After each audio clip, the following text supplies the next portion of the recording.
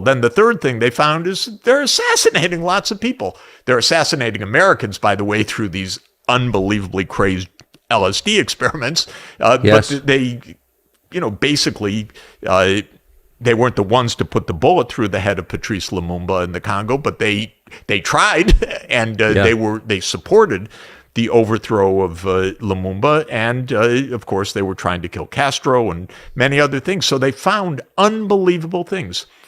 Now that was 1975. Since then, we're 49 years. There's never been another church committee.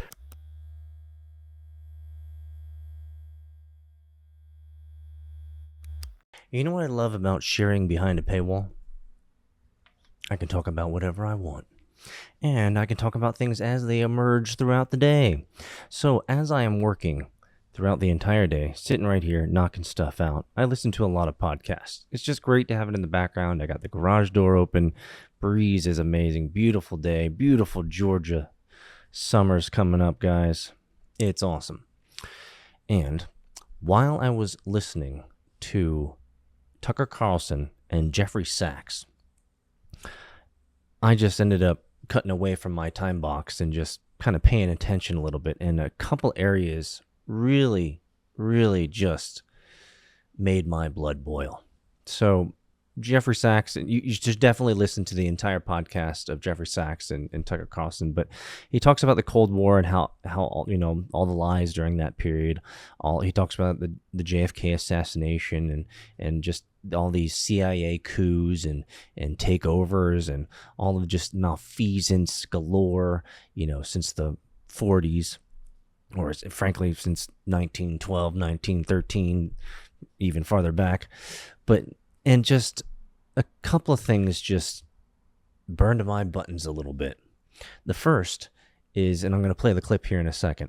The first is him just talking about what we all knew.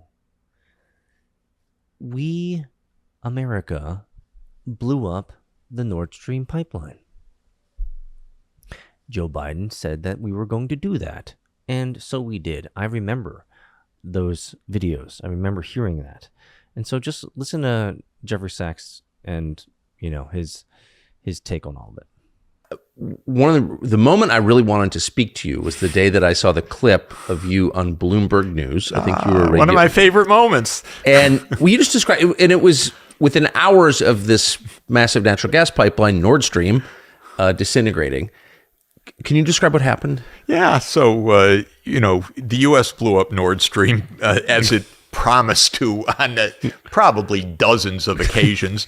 But the most recent of those occasions was President Biden said, I think it's February 7, 2022. I may have the date a little bit off, but he said in a statement to the press, if the Russians invade Ukraine, Nord Stream is finished.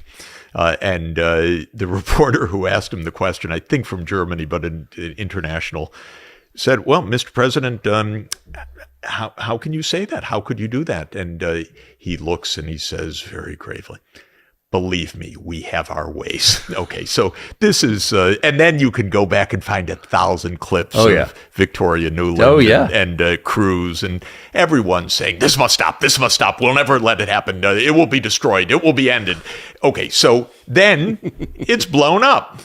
Okay, and then the American, well, before we get to that, I was on Bloomberg soon afterwards. I don't remember whether it was the next day or the day after. And I said, I think the U.S. did this. Mr. Sachs, how can you say that? And I said, well, first the president said it was going to be over. And then there's actually, some readings of planes in the vicinity and so forth. And there was the tweet by the former and now current foreign minister of Poland. Thank you, USA, with a picture of the water bubbling over the blown up pipeline. Radek Sikorski's tweet. Yeah, there was Anne Applebaum's husband. Yes, there was a bit of evidence that, well, yes, the United States had done this. Thank you very much. They said they would, and they did it. we are living in unprecedented times, are we not?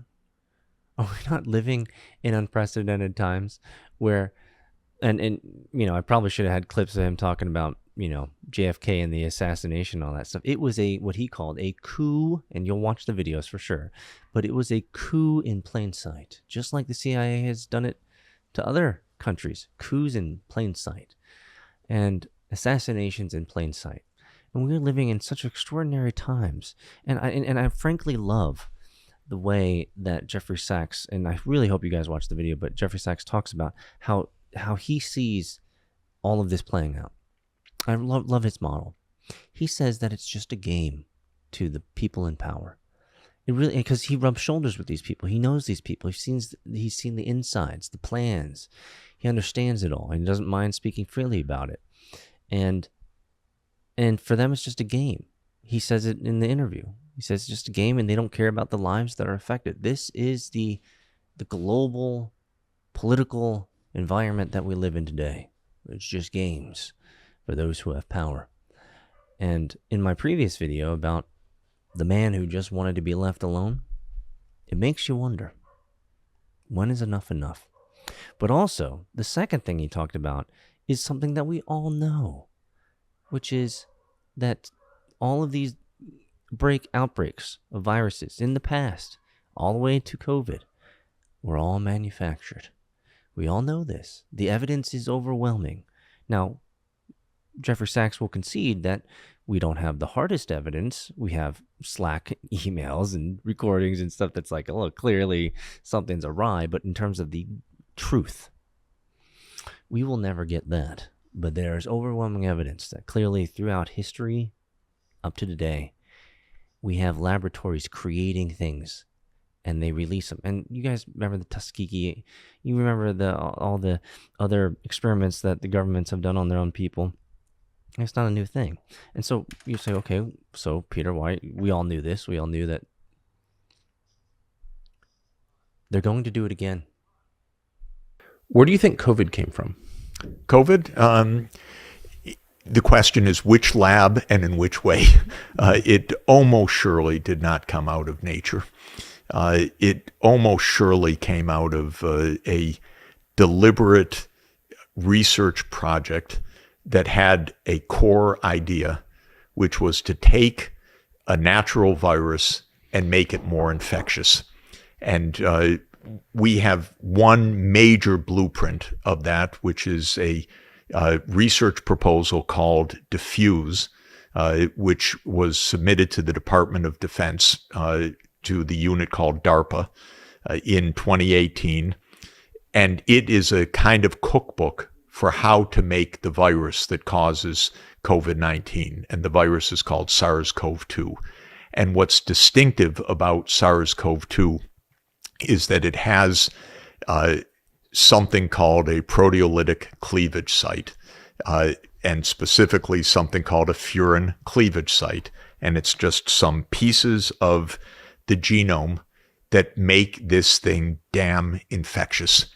Yeah. And what's interesting about it is that for this class of bat viruses, which are called beta coronaviruses, which is what SARS comes from and what COVID-19 comes from, for that class of viruses, and there are several hundred known, none of them in nature ever had that particular piece of the genome called none, other than SARS-CoV-2.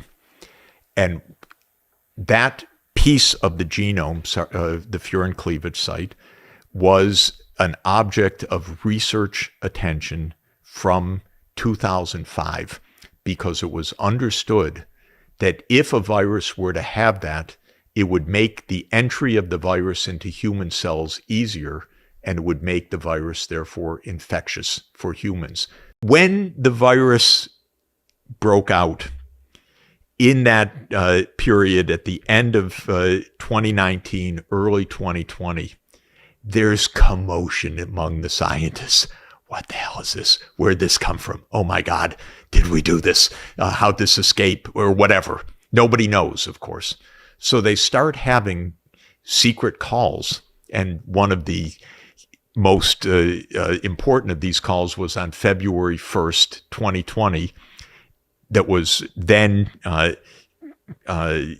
memorialized by one of the participants in a long memo, all of which became public through a Freedom of Information Act subsequently, because our government has lied to us about every single moment of this from the start, hasn't told us anything about any of this. It's all whistleblowers or Freedom of Information Act. That's the only way we know any of what I'm describing to you right now. No one has told the truth at all. I really appreciate Jeffrey Sachs' honesty and giving us a purview of his experience and his exposure to the underbelly of the world and politics and people in power and what they are able to accomplish and get away with.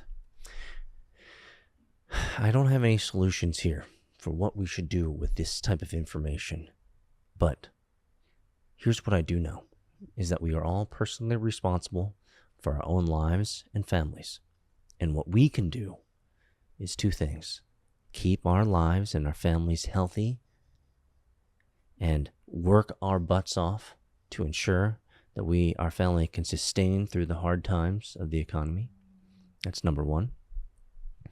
And number two, don't comply.